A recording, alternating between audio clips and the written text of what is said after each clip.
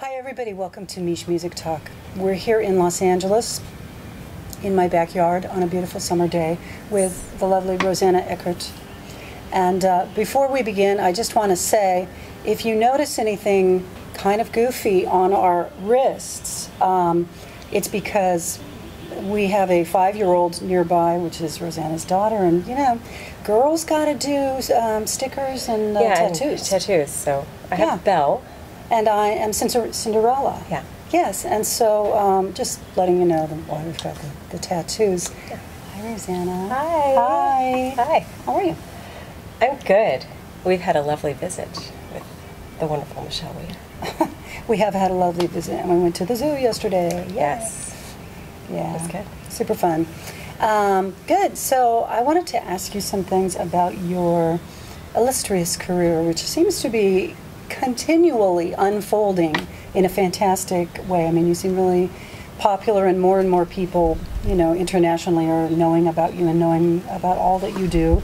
And you're one of the more talented people that I know on the planet. Thanks. Really. And, you know, as a singer and as an arranger and as a teacher. I know there's many things for us to talk about, but I know you're full-time now at UNT, University of North Texas, which is, of course, one of the premier jazz schools in the country. And do you want to tell us a little bit about what you're doing over there? Yeah, we've been going strong for a long time, and it's like a new generation at UNT because Jennifer Barnes has joined the team and is the director of vocal jazz now, and that's the first time we've had a full-time director of vocal jazz, so that's pretty cool. And as part of that growing department, now I am moving from adjunct to full-time officially, but I've been there for a long time. I've been there for 15 years, which is weird, but yes, I'm taking the plunge. I'm doing the full-time thing, and I teach the bulk of the private jazz voice there, and I also teach a class in songwriting, in vocal pedagogy for non-classical styles, or some people call that contemporary commercial styles. And I teach a class called Vocal Jazz Techniques, which is like a master class sort of class. And there's a house band and the singers sit in and we master class. So those are my duties. Mm-hmm. How many students are there? Vocal jazz majors? Vocal jazz, right now it's about 35. We kind of try and keep it around 35. I mean, it's ballooned to 43 at one point. That was probably a little too large. And, you know, could dip under, but yeah, about 35. Mm-hmm. And of course, you got to work with Paris Rutherford, who I think was a mentor of yours also, and certainly a great friend, I'm sure.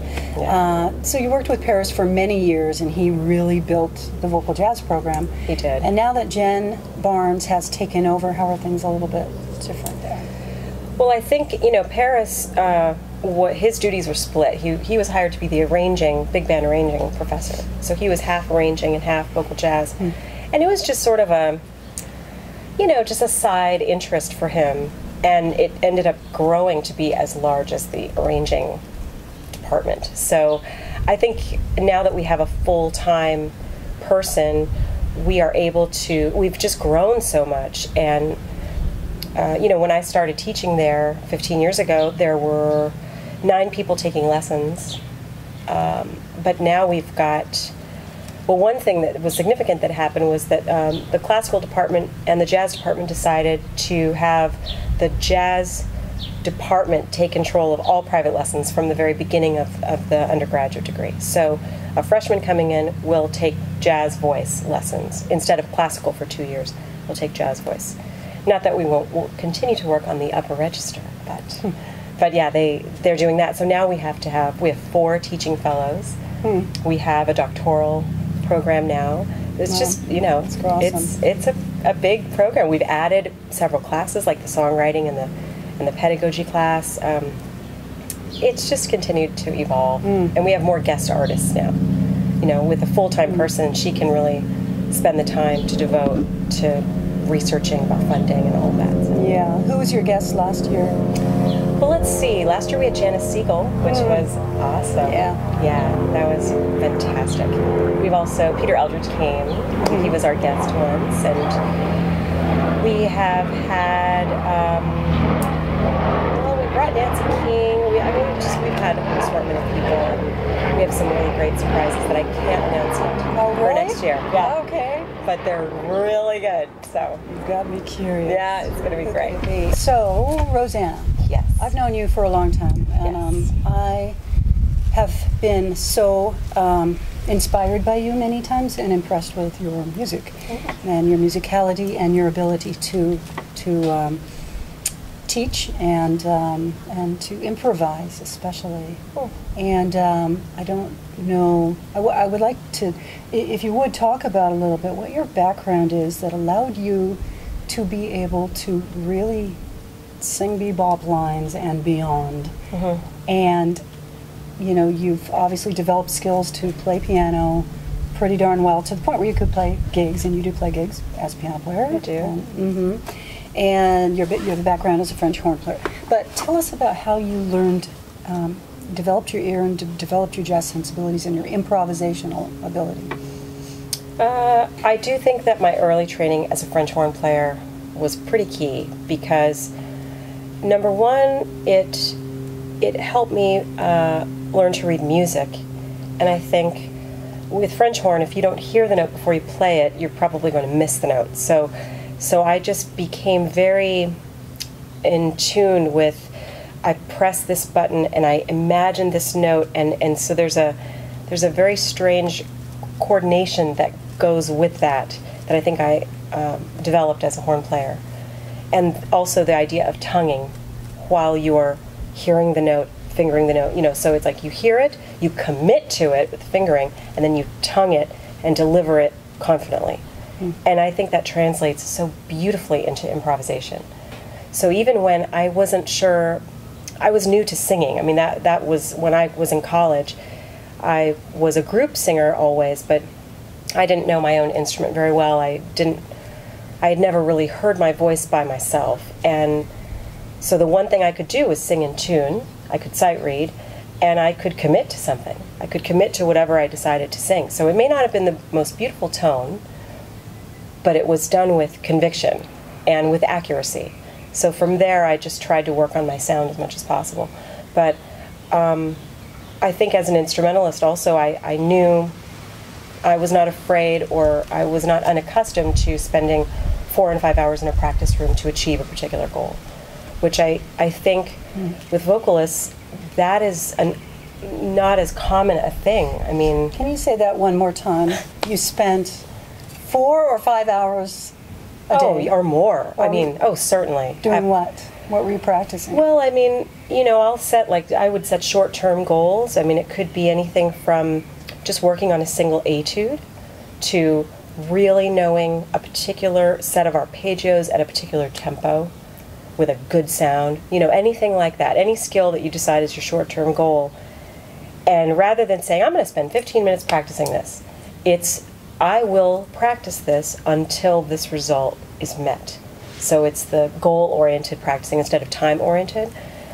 That's hard for singers, I think, number one, because the voice does fatigue, you know, more, but two, singing, you know, you don't have to learn the fingerings. I mean, you can just sing, and so it wasn't necessary to do that for a long time. So that can be a real wake-up call for my vocal students who don't play an instrument and never did study an instrument. They just aren't accustomed to having to do that, and they probably didn't have to do that until they were asking a little bit more of their ear-brain coordination. So now, you know, just getting them in the habit of, you just are going to spend a lot of time working on it. I know sometimes traditional, you know, vocal technique teachers might think that practicing 5 hours at a shot might be a little bit too much for the voice. Do you take breaks during that? Definitely. I mean, and I think not all vocal practice has to be with the voice.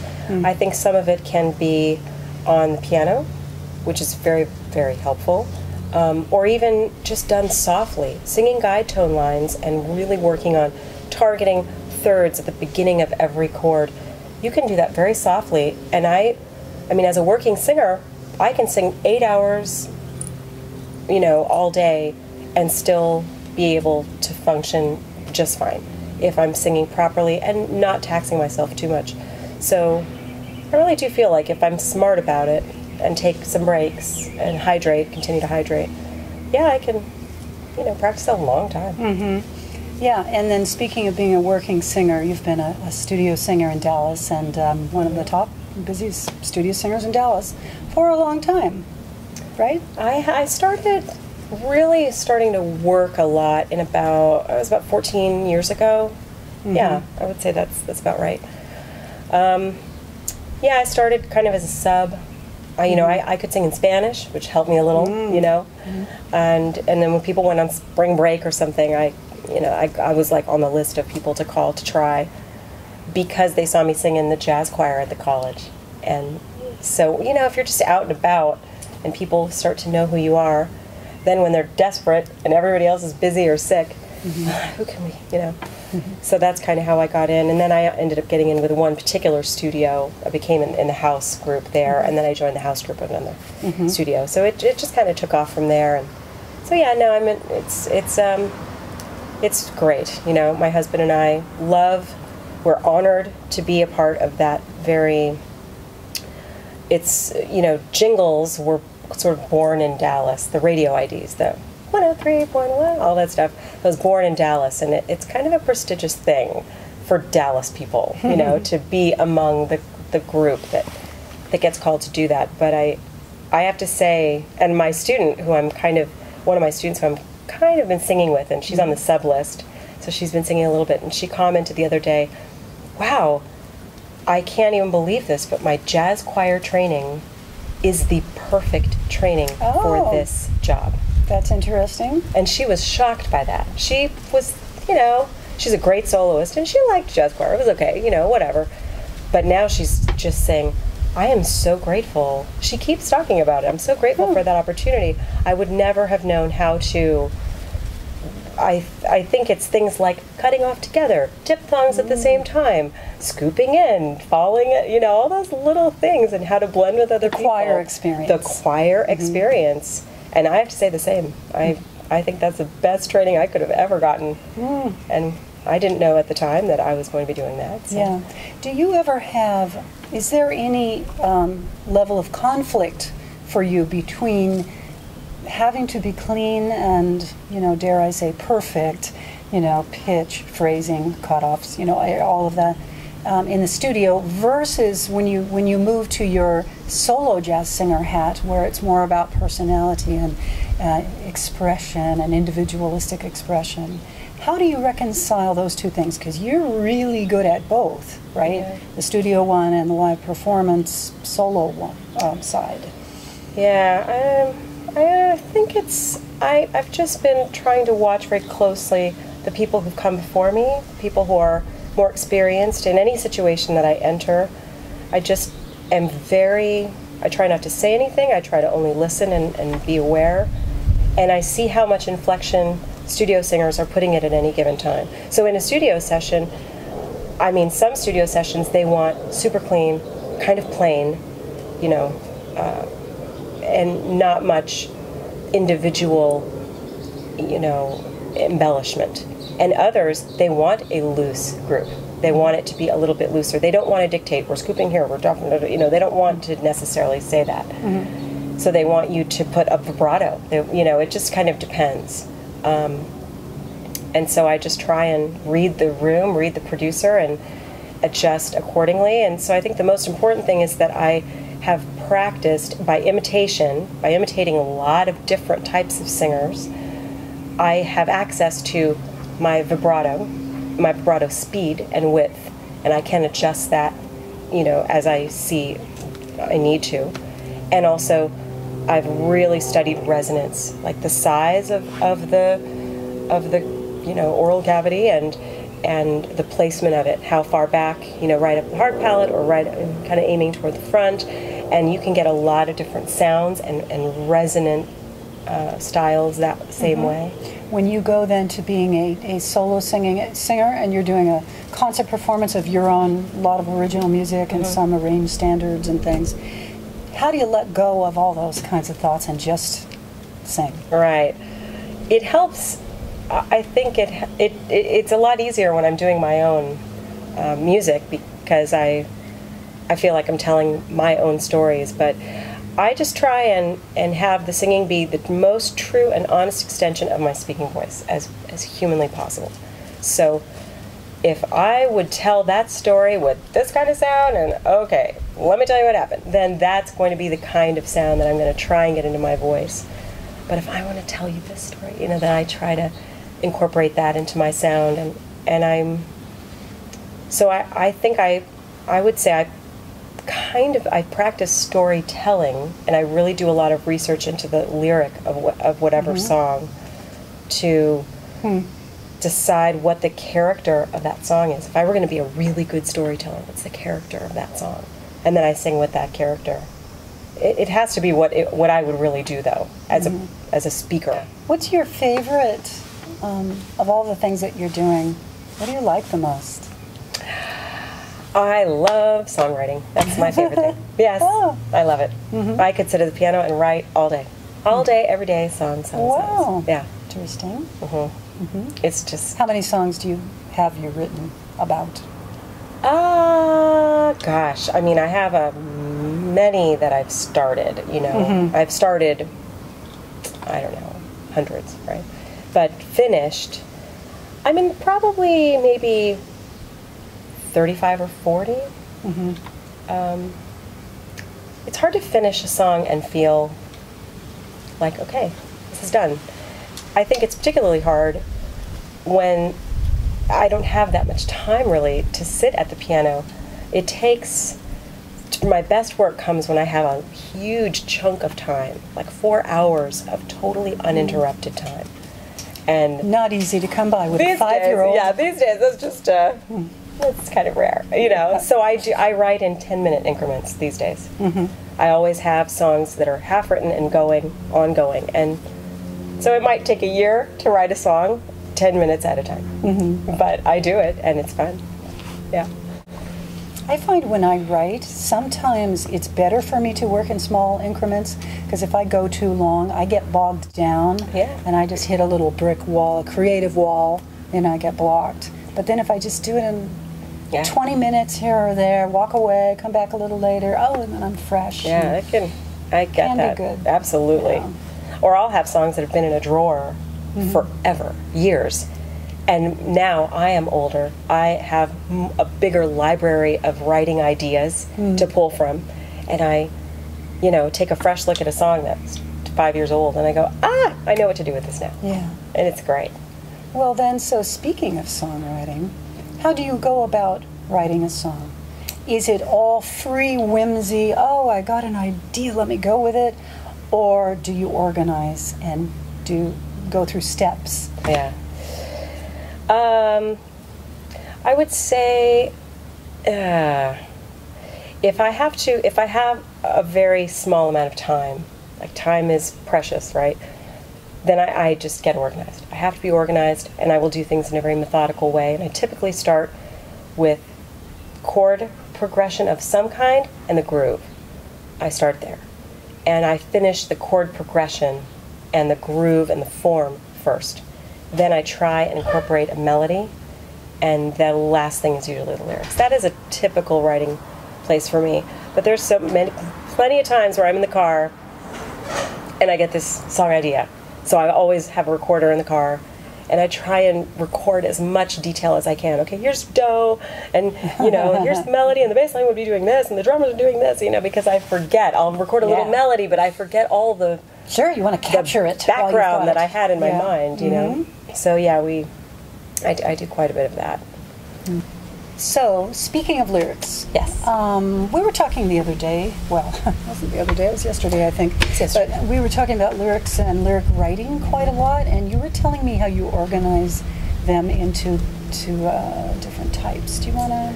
Yeah, this is like where you just have to get a lot of information on a page so that you have something to draw from. So let's say. I was telling you, I don't remember where I read this or where I heard this. It was probably in a movie, or it was maybe a teacher of mine. But that if you don't know what to write about, you narrow and narrow and narrow until you're so specific that suddenly you can describe it. So if someone said, write about your summer vacation, it's too broad. I don't even know where to start. Too daunting. Okay, write about the boat that you went on your summer vacation, that you took a ride in.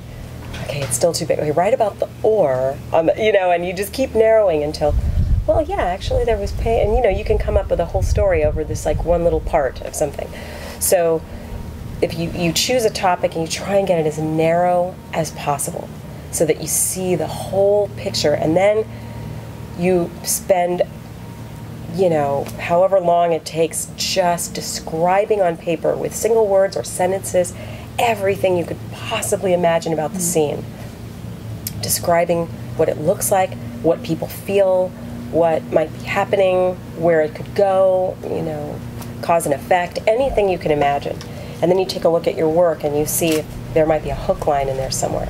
Something that could be the title or the sentence, a repeated part of information. You know, a lot of songs have repeated information. And not just pop tunes, but... Is the hook line an important part of most of your songs? You know, I'm starting to make a hook line more important in my songwriting. Not all of my songs have a hook line, but, well, is that true? No, maybe that is true. I guess I do that, yes. Thankfully, I do that, yes, because I'm saying that I do that. So yeah, I guess I'm thinking back to, you know, my tune At the End of the Day. Every A section starts at the end of the day. You're making me crazy. You make me crazy. Yeah, no, I guess so. Yeah, and that ends up being the title of the tune. Yeah. So, you know, jazz tunes do that. Just 32-bar forms do it. Pop tunes do it. It's pretty important. Helps. Any kind of repeated information or theme that people can hang on to is good. Yeah. So if you see a hook line anywhere, you know, then that can really help shape your tune. And then if it's like an AABA form, if you're writing like a jazz, you know, kind of form, then maybe you could focus just on, you know, I usually try to pick like 3 words or sentences that were on the big, you know, purge session that I can then do pages of purging just on those words and get a whole bunch of information on just that topic, so that could be like an A section or B section. Narrowing, it's very good. It's very effective, and I think it's a pretty speedy way to go. I always keep a rhyming dictionary and thesaurus handy though, just in case. I hear you. Yeah. Let's see, I have a question up for you about aspiring singers, aspiring professional singers that want to be, that want to just improve their skills to be the best they can be. And what would you tell them, as a general rule, what would you do to do that? And are there any singers you can think of? Is there sometimes kind of a 2-part question? Okay. Sorry. Are there any, you know, student singers that you're currently working with or have worked with that you come to mind where you say, bingo, that person has it. They have the work ethic, they have the personality for it, they've got the talent, they've, you know, got the voice or whatever. And why? What tell us about that person? Okay. I mean, the more well-rounded a singer can be, the better, that's for sure. I'm sure that's true for anybody in any field, but it's especially true for a singer, an aspiring singer. So if you can sight read, you never know when you might need to do that. I think even if you're not sight reading every day for your job, there is a confidence that comes with being able to read music. Like there's just I have this little, like, deeper understanding of the way things work, and my reflexes are pretty fast. And when you have that skill, it's empowering. And it can just make you, I don't know, give you confidence to try things that you wouldn't normally try. So I think sight reading is good. Knowing your instrument inside and out. Just mastering the physics. Technique-wise. Technique. Being obsessed with technique. Researching many different, you know, pedagogical approaches to your technique. And experimenting until you just can't experiment anymore. Imitating everybody under the sun. I think that'll make you super versatile. And then, gosh, learning to play some piano is just great because the visual aspect gives you one more thing to to help relate to the big picture of music, and also to relate to the instrumentalists you'll be working with.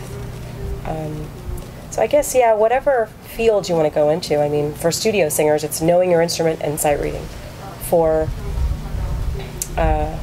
maybe gigging musicians, you know, maybe the improv thing is something that it's like, I really, you know, that little thing, I really wish I could improvise a little bit. Become obsessed about it. I mean, practice it, get on a, you know, some kind of schedule, and just go to town, because everyone could do that. I mean, there's no reason you can't do that. So yeah, just prioritizing versatility. Woo-hoo. Yeah. So thank you so much, Rosana, for being here today, and it's great to see you always, and great to have you here for a couple of days, and it was fun to go to the zoo. It was fun to go to the zoo. I know. Thank you for taking us. Yes, I was glad. We saw good things. Glad to see the giraffes with you.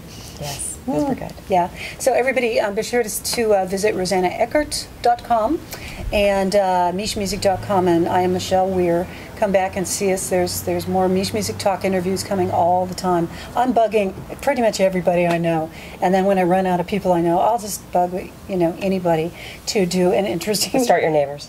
Yeah, only if they're jazz musicians. But if they are, yeah, absolutely. So thank you. We'll see you next time. Bye.